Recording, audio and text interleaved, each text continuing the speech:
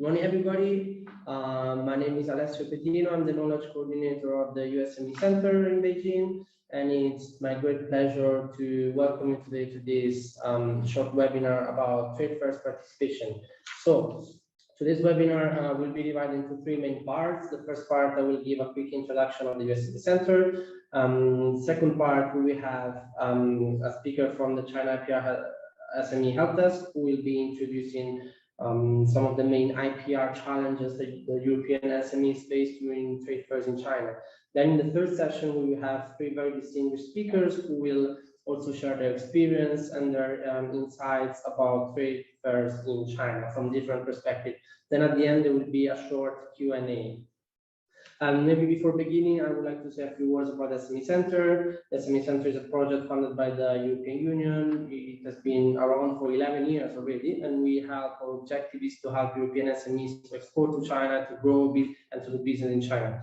Our current phase will end next year in March, and we are implemented by a consortium of chambers of commerce, of European chambers of commerce in China, which you can see at the bottom. We partner with many partners, government actors, business organizations, both in China and in Europe, and we have a physical office in Beijing, which is where I'm joining now. We provide four main services. We have a knowledge center through which we publish reports, case studies, guidelines on different sectors in China. We also have an advice center, which is a sort of help desk where SMEs can come to us with specific questions, and we help them basically answer their questions. We have a training center. We organize trainings and workshops on different topics, and we also have an advocacy platform through which we try to disseminate news about new policies in China, calls for comment, and so on. Speaking about reports, I would like to say that we at the SME Centre, every year we prepare a guide for trade fairs in China, and this has been around for already 4 or 5 years, and the last revision was made at the end of last year. We will do also one at the end of this year. Basically, it provides very practical advice to SMEs for selecting trade fairs, for preparing to trade fairs, and to what should be done during and after trade fairs. And it's free, completely free, and you can find it on the website. I would also like to introduce very briefly one initiative that we are planning, that we are going to do in the next couple of months. We are going to organize an European SME Pavilion at the coming China International Industry Fair, which will take place in mid-September in Shanghai. For those of you who don't know the CIIF, is one of the biggest fairs in China. Is organized by 9 ministries and the Shanghai municipal government, and it has huge numbers. We're talking about 200,000 trade visitors and over 2,600 exhibitors. We, in our pavilion, we are going to have around 20 companies, not only from the EU, but also from other non-EU European countries, in different sectors, mostly clean technologies, environment, energy, but also industrial automation, robotics, advanced manufacturing, ICT, automotive, new materials, new energy vehicles, and metalworking and CNC machine tools. Actually, CIIF is a very well-established fair in China, and all the tickets are already sold out, but we still have a couple of spots in our pavilion, so around 50 square meters. So if somebody would like to join, please don't hesitate to contact us. And there could be 2 categories of exhibitors. Of course, if your products are already in China, then it's pretty easy because you can participate through your subsidiary or through your agents and distributors. Or otherwise, if your products are not in China and you cannot come to China, obviously, we can help you to find a way to have you represented at this fair. We can either have one of our staff representing you, or we could try to help you coordinate with your national chamber of commerce here in China, or with external experts. And you can see here from this slide, prices are very, very low for a fair like this in China. And these are unique prices, like probably half of the prices you will receive if you apply on your own. Next, I would like to show a few pictures of how this pavilion is going to look like. So it's a very, very modern kind of design, and there will be an area of exposition, but then there will be an area for meetings, for launch reports. We plan to organize a lot of events. We are also asking SMEs participating in our pavilion to organize some events, some trainings for Chinese visitors, and so on. and that's it. Yeah, so I would like to say that we receive very strong support from the Shanghai municipal government on this. They approached us early this year to ask us to set up this pavilion, and we will be part of the leaders VIP tour on the opening day. There will also be a lot of Chinese organizations visiting us, media, and we also have a lot of experts who will be present there, who will be ready to provide technical assistance. So now I would like to go into the core of this presentation. This part, I'm very happy to have with us Matthias Zubimendi, who is the IP business advisor at the China IPR SME Help Desk. Matthias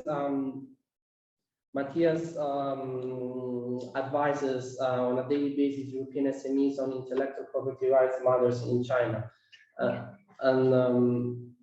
He has been working in China for many years and has very in-depth knowledge of the Chinese IP systems. And again, every day they face questions. They receive questions from European SMEs who are having some IPR issues in China, so they know a lot about this field.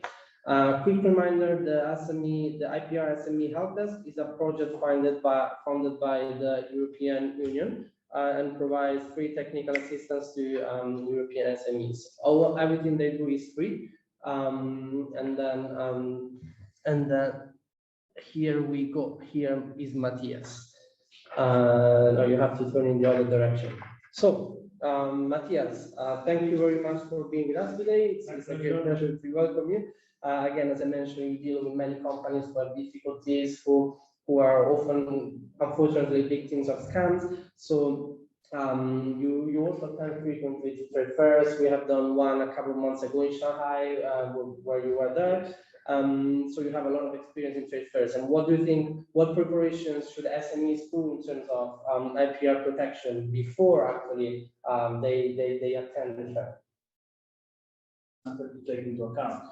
Every preparation should be done in advance. When we're talking about IP protection in China, everything should be done before entering the market. Before entering the market means attending trade fairs, as you mentioned, or even interacting with any potential client or partner. In order to know what to protect, the company, of course, first has to do a due diligence and check exactly what are they going to show in the trade fair. For example, if they're going to show their logo, the company name, their product's name, then we are talking about trademark protection.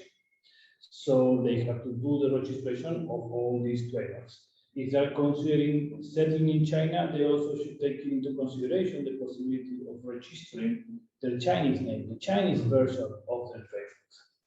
Then if the company is technology-based, then most likely they will have, you mentioned, patents, utility models. This type of intellectual property rights, they have a very significant or a very key aspect that one of the requirements is a novelty. There should be new, which means that when the technology is going to be protected, the strategy should be think for all the potential markets. So it's difficult for those companies to simply do the registration only for the fair. This should be taken into account before.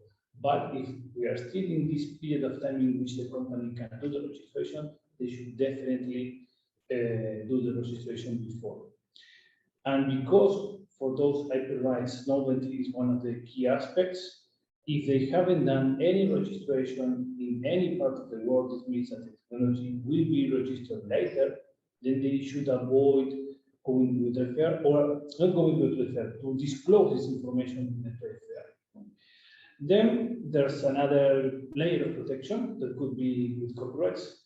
For example, companies can register their advertisement materials, the pictures they're going to show, the videos, etc., in order to have protection. Okay. As I mentioned before, it is important to do this before entering China. Why is that?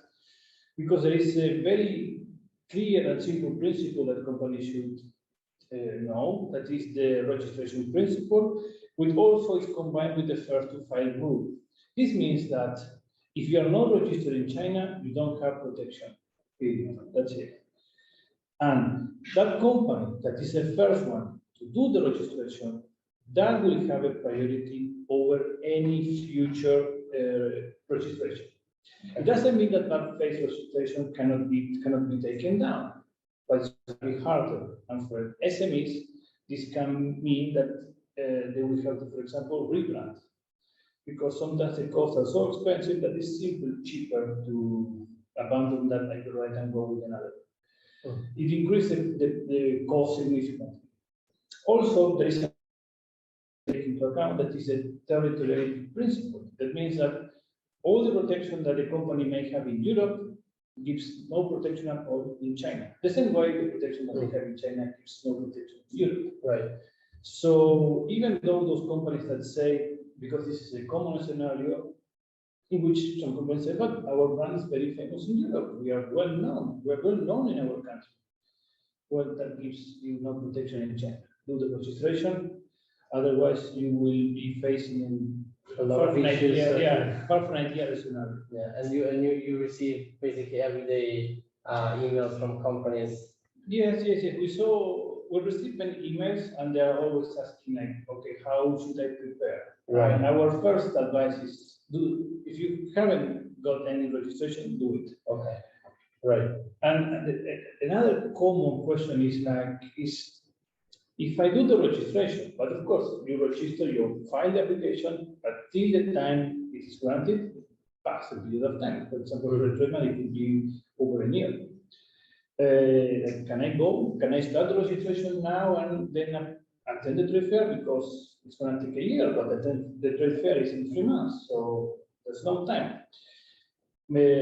Our advice is always, you can attend the trade fair, but we're going to attend the trade fair, but at the same time, be careful on doing the filing before attending. Because once you file, you will have the priority. Okay. So any future registration, then the first file to rule applies to you. So you will be able to take down future registration, but you have to file it first. Very good. So, but what in some cases, you know, there is an opportunity rising, and you just don't have the time to do this, to register your IP. What can I do? I still want to attend this fair. What options do I have on the table? If you don't have any protection at all, you didn't have any registration, then all your IP rights is going to fall under the scope of trade secrets. Trade secrets is any information, any aspect that is not known by your competitors. It is a secret that has value for you because it will give you a competitive advantage. And it is going to be protected with certain protective measures that could be physical, digital, or even legal or contractual. By physical measures, for example, I give you an example. There was a company that was trying to sell some engines that they belong to a huge truck, but the engine was not protected, so they were unable to show it. Otherwise, they would lose the novelty, they would lose their patent. But they wanted to show the final product. We said, we want to sell our truck, we need to show it. So what they did is showing the truck, but not with an open, not the truck open, so no one was able to see what was inside. Okay. So the innovative part was the engine. It was protected with a physical measure, the cover of the truck. But the truck was still visible, and they were still being capable of talking about the new advantages, not disclosing the technical aspect, but just saying why this truck is better, and attend, show your product, sell your product, but at the same time protecting the secrets. Another important protective measure are the legal ones, the non-disclosure agreements or NDAs, or non-disclosed, non-use, and non-circumvention agreements or NNS agreement, which basically those are contracts that you have to sign with a new partner, a new potential client, in which due to the negotiation, you are forced to disclose certain details that involve sensible information that can affect, for example, again, a patent. But with those contracts, you force them to keep them confidential. If they don't do, they will have to compensate Okay. For this type of contracts, always consult with an expert, with a legal expert, because they have to be enforceable here in China.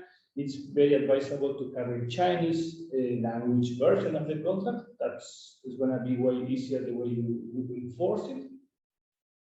And yes, and they should have to be tailor-made. Otherwise, if you just pick up a sample on internet, it's going to be very likely that you won't be able to enforce it.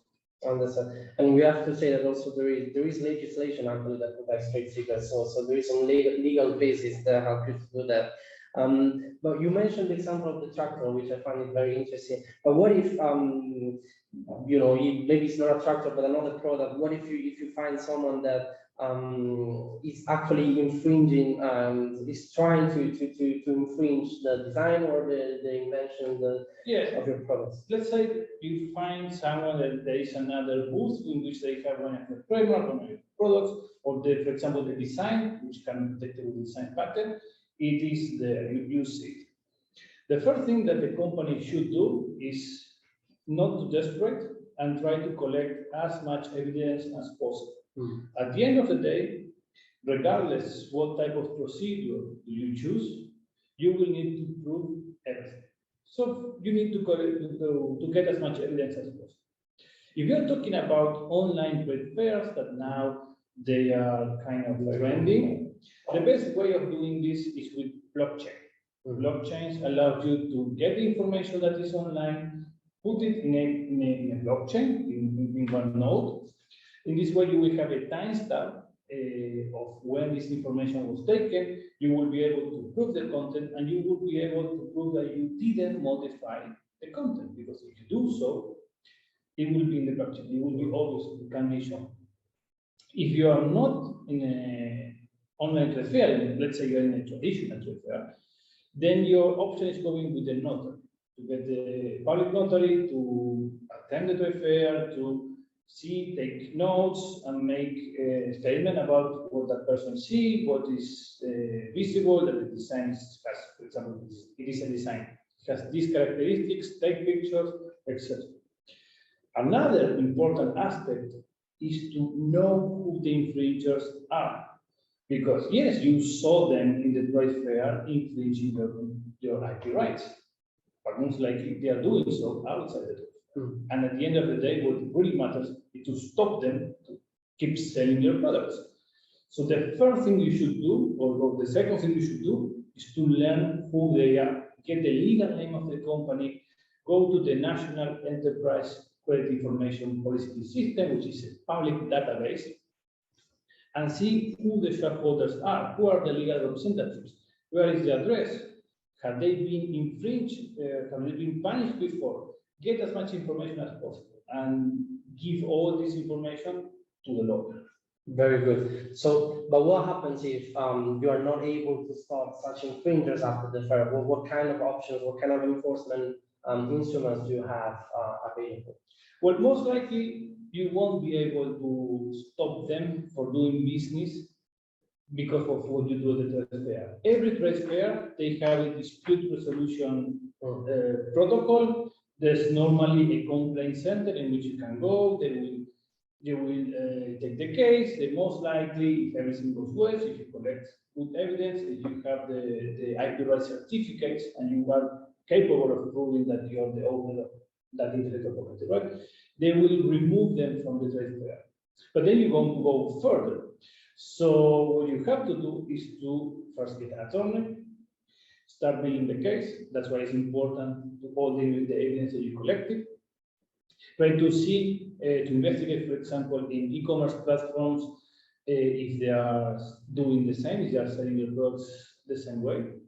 And then you have the options of going with the traditional judicial system. Then here in China, you have the regular courts, which are not very advisable for intellectual property rights complex cases. Maybe if it is a very simple aspects, yes, you can go. But if everything that involves technology, it's better to go with the intellectual property specialized jurisdictions that you may find in the main cities. And they are more than capable of taking care of these cases. The most important aspect here, of course, is not only to stop them to keep doing business, but also to get compensated for the damages that you receive due to those infringements. Also, I can mention other additional measures. For example, if you spot that someone is using your trademark, it is an intelligent strategy to register your trademark with the custom website. That way, customs will check if the products are going to be taken out of China. So at least you are keeping them within the blocking them, keeping them within the borders, and protecting other markets for being attacked for the protection that is made in China. Very good. All right, Matthias, thank you very much. My pleasure. I would like to say that if you have any questions, if you have any doubts, or you would like to have some professional advice, please reach out to the IPR SME help desk. As mentioned, they provide free technical assistance to all European SMEs within just a few working days. So please don't hesitate to go to them, but also to us in case, for instance, it was mentioned about doing some background checks, some diligence. We can help you doing that if you don't know how to do it. We also have some FAQs on our website that will show you how to do it step by step. So now, moving into the next session, I would like to introduce. We have three very distinguished speakers with us who will share also their experience from different perspectives. The first one is Mr. Bart Korsten, who is the managing director of Korsten International. Bart is a very renowned expert on China. He has also been a frequent speaker at many of the EU SME Centre activities in the past. He has more than 20 years of experience doing business in China since he joined his father's company actually in 1998. And they do a lot of investment projects in China. They're also present on the ground, particularly in Xi'an. And Bart speaks very frequently to seminars, workshops. He's also a certified service provider for the Flemish government and also gives lectures at university very often. So it's my pleasure to have you here with us, Bart, today. Then the second speaker would be Miss Lina, I hope I'll get her surname right, Bartosevichute, who is also very renowned expert in Shanghai. She's been living in Shanghai for 12 years already, fully fluent in Chinese, and actually she started her career as an interpreter for business negotiations. And soon after that, she found out that the first barrier in these business negotiation projects is language. And for this reason, she established Litao Consulting, which is a boutique go-to-market firm providing one-stop market entry solutions for European clients. And I understand your key sector of focus is the food and beverage sector, but not only. And just to give you that, they're growing very fast. And last year, they worked with a Lithuanian sauces and condiments company, and they developed 10 products tailored to the Chinese market, reaching more than 1,000 shelves and 5 online retail channels. We also mentioned with Matthias before about company names, the trademarks, and this is one of the key services. Maybe she will tell you more about that later. The last speaker, so thank you again, Lina, for being with us. The last speaker is Mr. Bruno Lopito, who is a very senior expert, managing director of CIIF China. And Bruno has very long experience in the Chinese infrastructure and maintenance market with very nice track record of setting up, developing, and managing high-tech companies, including R&D, research and development operations. He writes a lot of articles on China. He lectures on industrial risk management at Shanghai University. And in 2004, in partnership with the French CIIF Group, Bruno founded CIIF China, a very nice company which now has become China's largest maintenance consulting and a pioneer in the development of smart operation and maintenance solutions. CIIF, I'm also very very pleased to announce that CIIF will be one of the companies participating in our European SME Pavilion at CIIF. So we really look forward to hearing your experience, Bruno. So thanks to all the three speakers again. I would like to start with some practical questions for all of you. Maybe the first one will be to Bart. It was also mentioned in the previous session about online trade fairs, which have been becoming pretty common in China as a result of COVID. So Bart, exhibitions are continuing as a normal here, and what options do European companies have when they want to participate in Chinese trade fairs, given the restrictions that there are still in place for travel? Yes, hi. Thank you for involving me in this session. Regarding your question, companies, of course, that are in China, for them it's easy. They can send their China team to participate in exhibitions.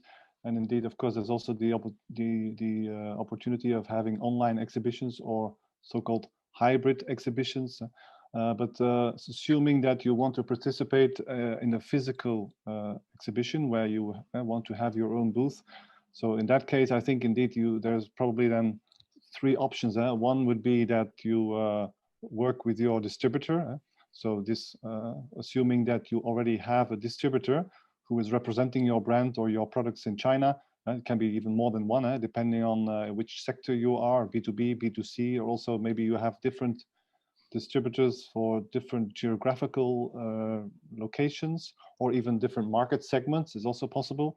So in that case, I think it's important that you train your distributor because not only they need to have all the technical information, but I think it's evenly important, or maybe even more important, is also to keep an eye on who visited your booth and what to do with the follow-up. So I think we'll talk about that also later on. So that's extremely important. So to make sure that the investment you do, because, well, in the end, it's an investment to participate in an exhibition.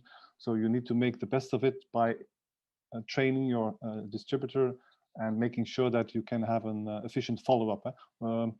If you do not have a distributor yet, since suppose it's your first time to participate in an exhibition in China, definitely, like you mentioned in the introduction, you can have EU SME Centre to help you to send some people there on behalf of EU SME Centre or some external third parties. I know that also, I'm from Belgium, a lot of Belgian economic agencies, government agencies, can also provide you with some help. So I definitely recommend you to talk to this government agency or your Chamber of Commerce. I'm sure they also have some solutions. And well, I can also give you very briefly, we also, as a company, as you mentioned in the introduction, so we have our team in China. Unfortunately, I'm not able to travel to China myself, so I'm living in Europe. But indeed, we have been representing many of our customers or even non-customers before, because indeed they wanted to participate in an exhibition. So we had also this, like explained before, the training plus the presence at the exhibition with 2 or 3 people, and also then helping them with the follow-up. So in this way, I definitely recommend you don't just put the China project on hold, but if there is an interesting exhibition, definitely there are solutions to participate. Very good, thank you, Bart. And what do you think, Lina? You also have a lot of experience with trade fairs. What do you think? Yeah, my experience with trade fairs started in Shanghai Expo, where we used to have 35,000 people for 6 people in the pavilion that were Lithuanian, and we had 35,000 visitors per 8 hours of work. So that's where my experience started. And thank you for a nice introduction. We currently represent more than 10 food and beverage brands in China, and we were very actively involved in exhibitions. So I think one thing that probably could be mentioned is that participating in an exhibition is a choice that has to be weighed down regarding to some key principles. So one is who is organizing the exhibition, because we, with those 10 brands, have attended 3 exhibitions that were online, and the local governments, local semi-governmental organizations, chambers, and so, they were able to organize B2B meetings online between the European brands and the interested distributors. And so then the vital component was to introduce the brand in such a way that it would be clear that the Chinese consumers would be interested to buy it, that the product is suitable for China, and then that local governmental representatives would be interested to find a reliable partner who would be catering these brands to the Chinese consumers. So this was something that we explored very widely in the past year and a half. And then secondly, I think participating in an exhibition doesn't necessarily mean that you need to have a booth or a stand. So what we were doing is when the client would have an interesting industry exhibition, we would be sending our representative just to do a screening and see who is in that exhibition, who could be the potential partner, what are the subjects that are being discussed, what is the content in the conferences and the meetings and so. And that proved to be very valuable too, to gain market insights as well as contacts for the business development. I think that are the two key points that I think I could add on top of what Bart already shared. Right. Thank you, Lina. And we will have the chance today to go in more detail into some of the aspects you mentioned. So another question, a question for Bruno now. Bruno, maybe you have you represent a company, you have a different perspective from Bart and Lina. So from your perspective, what is your general experience with trade fairs in China, considering the nature of your business, of course? Okay, thanks for having me. Indeed, I'm a little bit different from the two other speakers. I'm no expert in trade fairs. I'm an end user and a participant, in particular, participant in a coming EU SME Pavilion at the CIIF. Again, I have a very specific experience. My experience is with my company CIIF. We did when we started the business 2004. It's a long time ago, but we joined in the very beginning. We joined a few trade fairs, and then we found we found that with the booth, we found it doesn't work. It doesn't bring us anything. So we stopped for many years after that. We didn't do any trade fairs, which in my industry is something common to do. I mean, all over the world, companies doing maintenance consulting and maintenance related software, we do trade fairs. But we found, my conclusion was it doesn't work in China. In the past few years, though, we started to go back into a couple of fairs, usually picking very specialized trade fairs. For us, it's environmental industry related because it's our main market. We're already well recognized, and maybe that's one aspect. We're already well known actually in environmental industry. We have lots of customers. We already have some kind of traction in that industry, and there we found we are able to better use a trade fair. By doing a lot of other things outside of the fair and doing a workshop, maybe doing presentations, maybe we come back to that, how we do it. Working like this, we still don't do a lot of trade fairs. We do a couple a year, two, three maximum a year, and we don't. I cannot say we get business. We don't get leads. We don't get business leads from trade fairs. We don't. Is it specific to our industry or is it something we could do better? But we don't. For us, a trade fair is a branding tool. That's how we look at us joining this CIIF. I had a review with my marketing team yesterday, two days ago, and I very clearly we don't expect any business lead from this. We can come back to that. Why is that? But we don't. But we expect to work on our brand, and then we have a couple of specific actions we plan to take at the fair, before the fair, during the fair, after the fair. That's our view of trade fairs. Thank you, Bruno. That's very, very interesting because branding, of course, is actually we heard this many times from many different companies. And I would also like to ask you, you have a very long history of being very open about your products, about your solutions, which I think could have inspired maybe some potential competitors.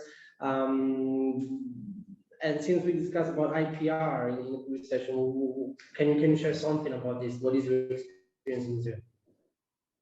It is true. It's a strategic marketing decision we made early on.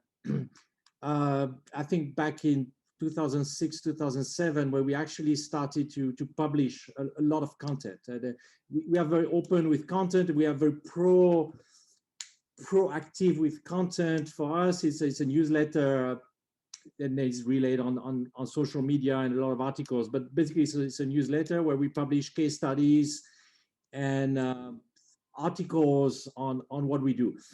So we've been very open. It's a choice we made, and it generally it works. It made us known, especially because of all the case studies.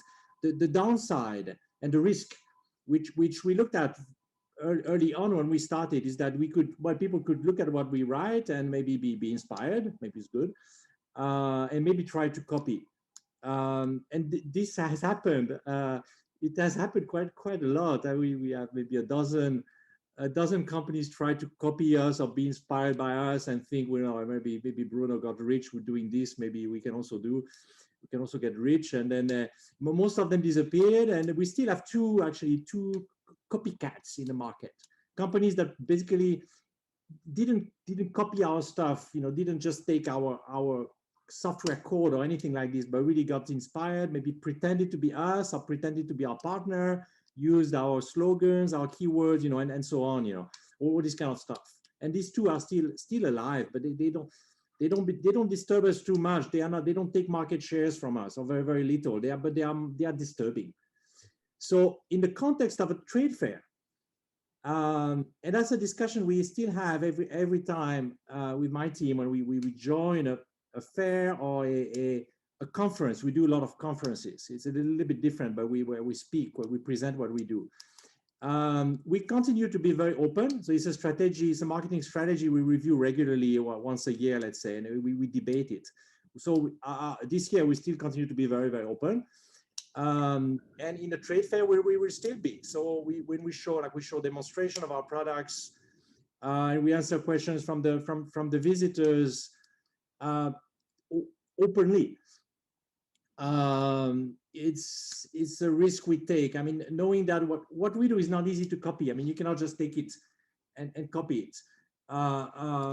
It's mostly we would inspire people, and maybe they can copy our marketing. They can copy our story. But we remain open, and there's this risk that people come and observe, and once in a while we see these companies coming up, and they have a very similar approach. And if they really copy us, and if we can do something under the law, let's say, we'll do.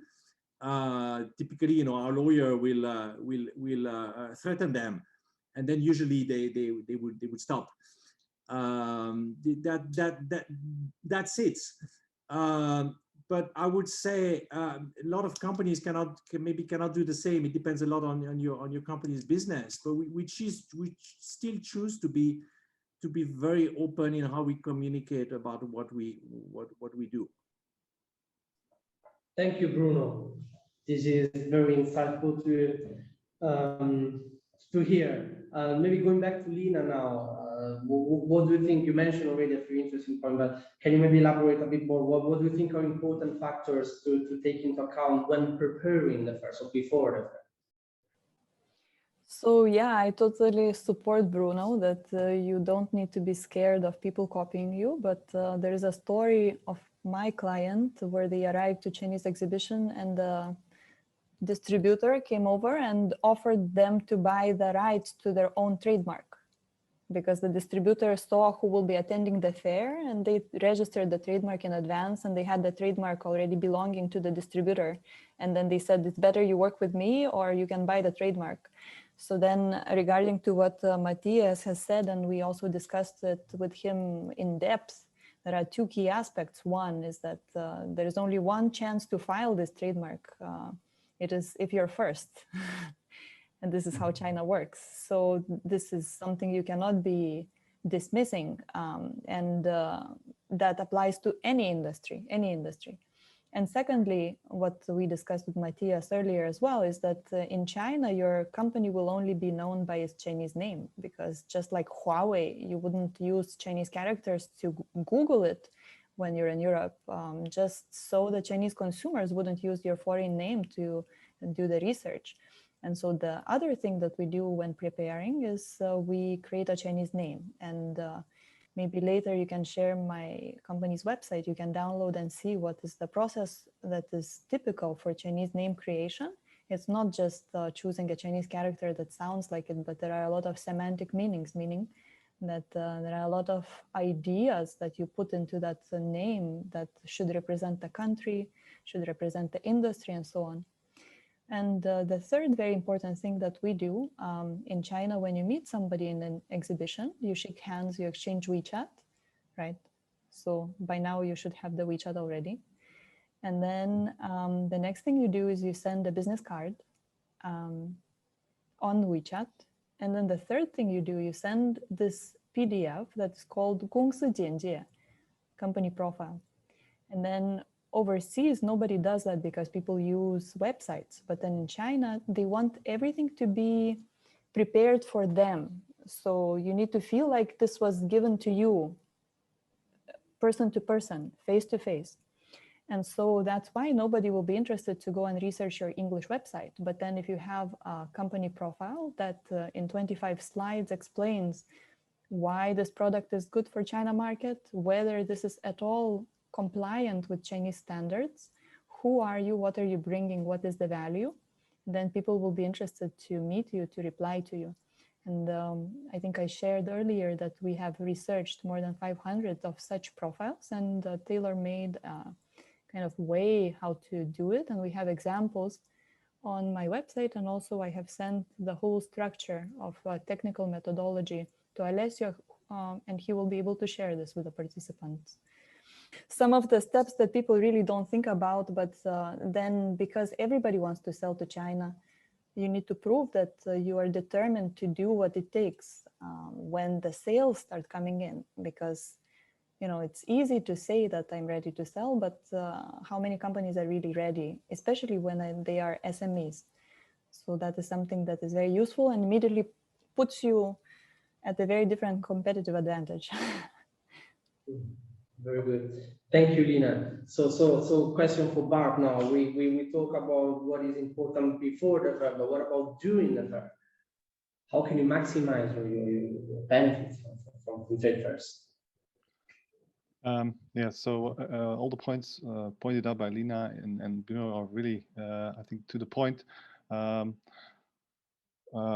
Very important is indeed that you decide which exhibition to go to, because indeed, I mean, there's even today in COVID times, there's so many exhibitions in different places in China, and it's never easy to really understand which has really a value or which hasn't. So that's, I think, very important, is which exhibition to go to. Who will be the audience coming to this exhibition? Will it be more, I mean, sometimes you even have these exhibitions or shows where there's a lot of private people coming. So do you want to be there? Probably not.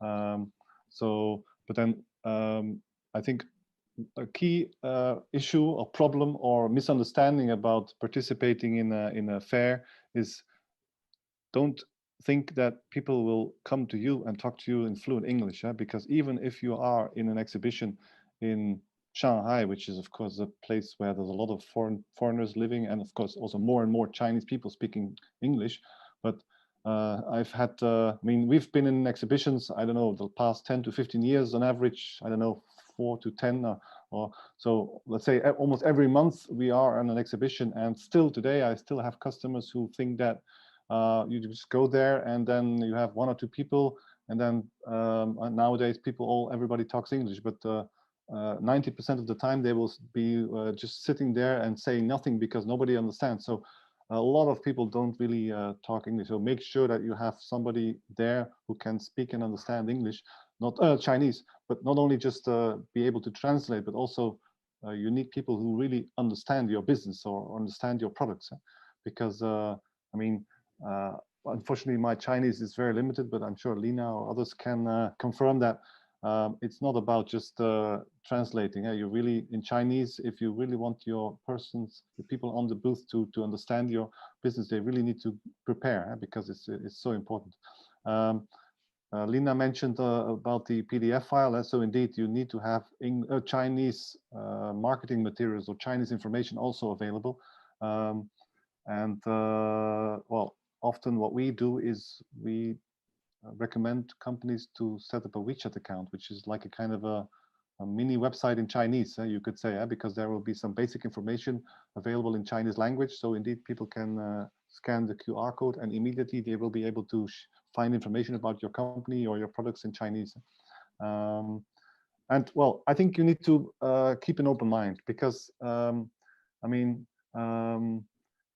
often building this trust and being really showing that indeed you have something to offer, because like Lina mentioned, I mean, the competition is so fierce and you really need to find a way or a position. How can I differentiate from my competitors? What is unique about my product? What is unique about my technology?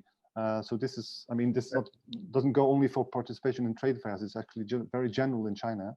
You need to know your market, and because only then you will be able to really find your way or your position in the market.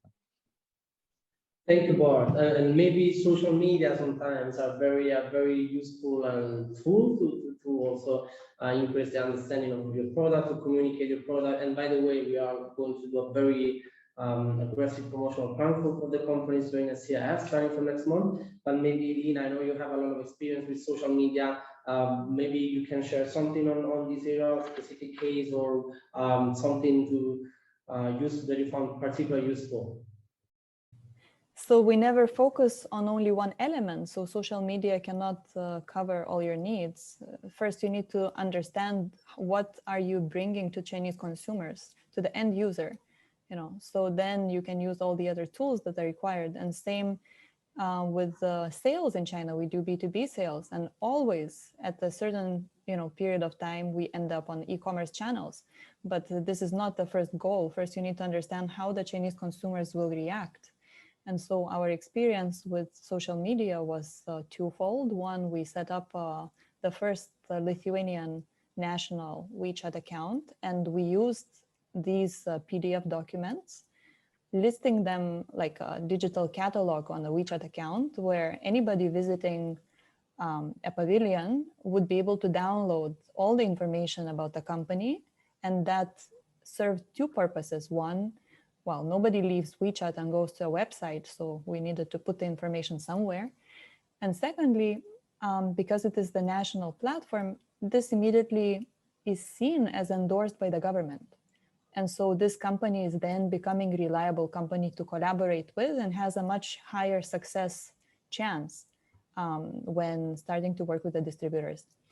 Now, the second thing that we did is we did a WeChat training. We had 160 participants and we did weekly sessions on WeChat. And so we taught them how to grow their audience, how to communicate on WeChat, how to build their own personal profile. So it's social media, you need to think not only for the company, but for you as an individual, because in China, people do business with people, right?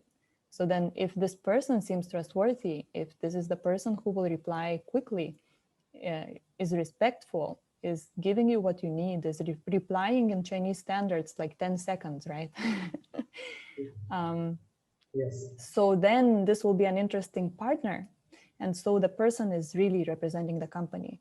And then one more thing that I wanted to add on to what Bruno was saying is that participating in an exhibition will never be for me or for our clients just going there and waiting for people to come. Actually, we start preparing 2 or 3 months in advance and start inviting companies that we believe would be interested. And so during CIIE in 2019, we got to invite 9 governmental delegations from different regions in China to visit a high-tech, like an IT booth. And actually there were a lot of MOUs and developments coming out from that, but it was not just coming and waiting for people to come. And this was done, by majority part through WeChat, through social media. I think, Right. I mean, I can talk about it for 2 hours. So maybe if people have questions, they can just reach out. Absolutely, absolutely. But another question for Bruno, and then a final question for all of you. So Bruno, you mentioned that the reason you joined trade fairs is mostly for branding. So what kind of if you were to select to prioritize one type of visitors, which one would you prioritize? Would it be like government kind of representatives, or would it be business representatives? What kind of, or state-owned enterprises, private enterprises? What would that be?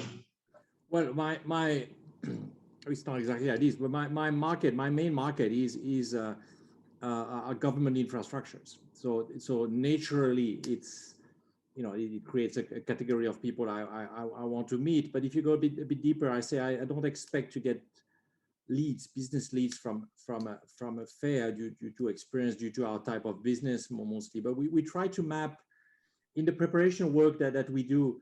As Lina said, you know, maybe 3 months before, and we try to have a holistic approach. I think that was the word she used. We try to map who we could meet at the exhibition, at the show, and it's, you know, it's, for me, it's people from the industry, government and other associations type of people, and it's maybe media journalists and so on. So those rough categories that we try to reach in terms of our branding. And then the question comes, what do we do?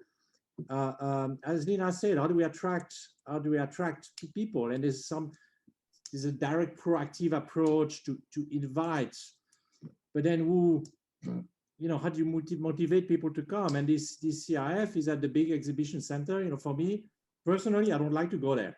It's far away, and I need to drive and be in the traffic jam. And it's, well, now it's very hot. It will be September. It will not be that hot. But if you go now, you know, you'll be waiting in a queue, and that place is so huge. You walk for 1 hour. I don't want to go there. I don't want to go.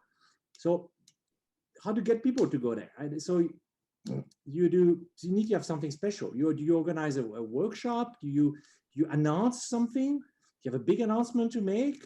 Do you sign a partnership agreement? Do you sign a big client? Do you have, is the organizer in your case, in this, is the EU SME Centre, EU SME Centre will have maybe on the second day, whatever, we'll have one national ambassador will be there, maybe the Italian ambassador will be there, and for a workshop, and naturally he will bring with him, you know, if the Italian ambassador is there, you will have the heads of big Italian companies coming, and maybe their clients, and then, you know, it will.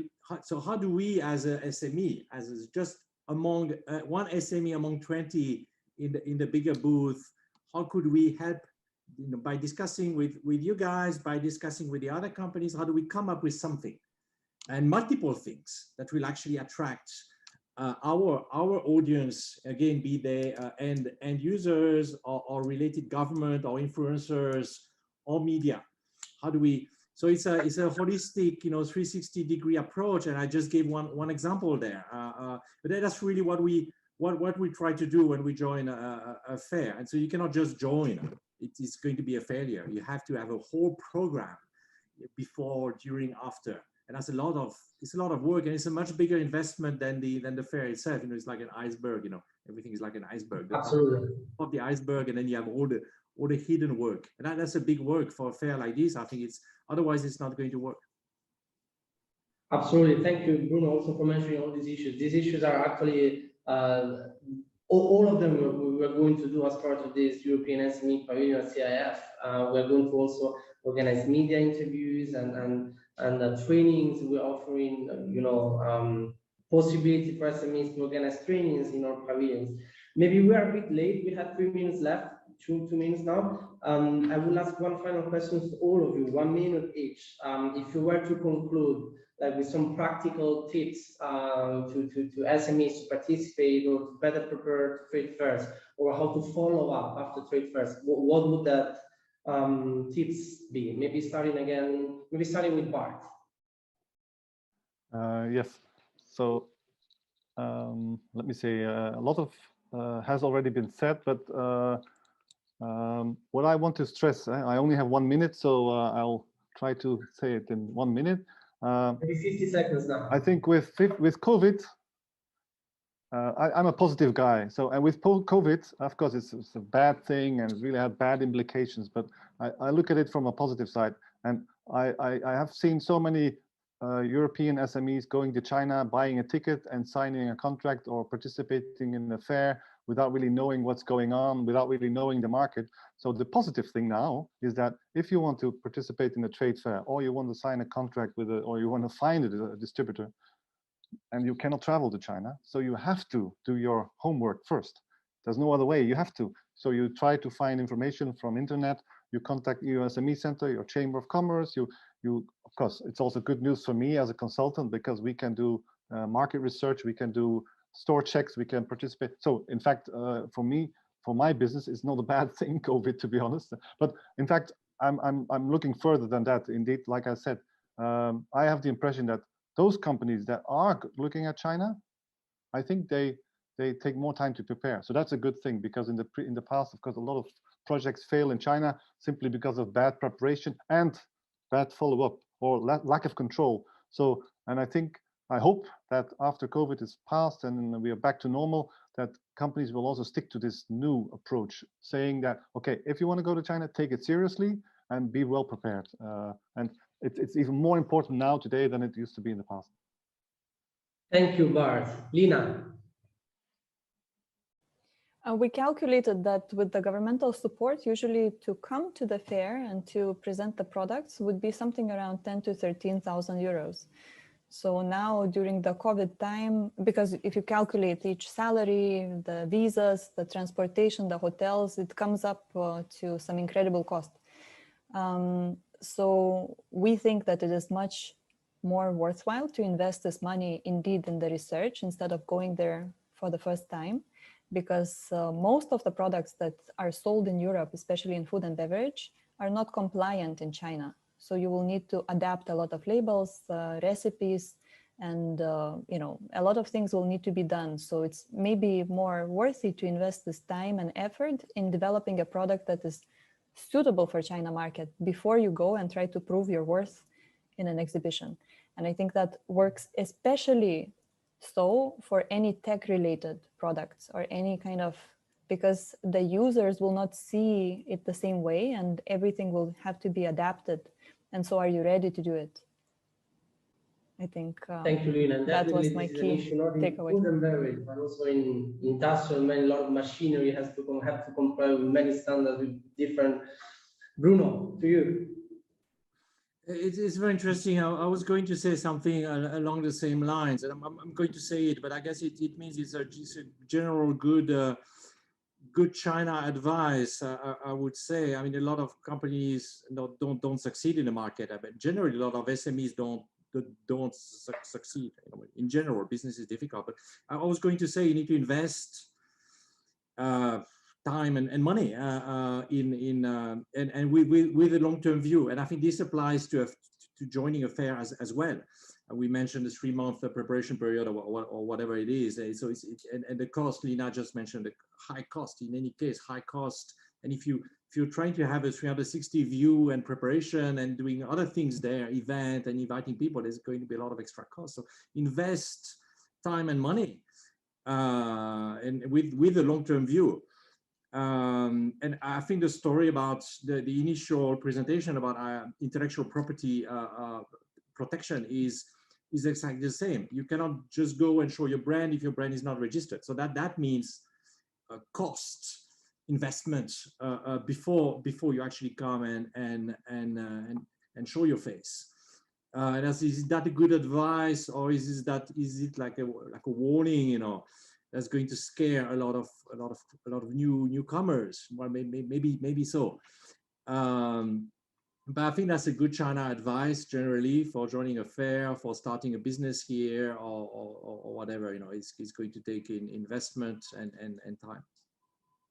Thank you very much, Bruno. Indeed, it is an excellent advice. I will have many other questions to ask you, and I'm sure there will be also some from the participants. We are a bit late, so we are not going to have a Q&A, but in case you have any questions, please contact us anytime, contact the speakers. We will be happy to put you in touch with them. We will also be sharing some files after these presentations from the speakers, and this webinar, the recording of this webinar is also going to be uploaded on our YouTube channel. And thank you to all the speakers. Thank you also to Matthias who gave this very short, concise, but very practical presentation about IPR issues.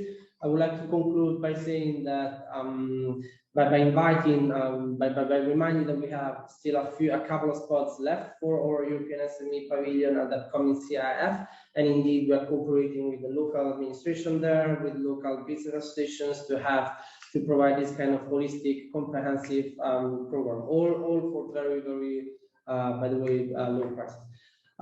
If you want to know more, just get in touch with us. Thank you to all the participants, to all the speakers, and we will be in touch again in the next weeks. Thank you. Have a great day or evening for who is in China.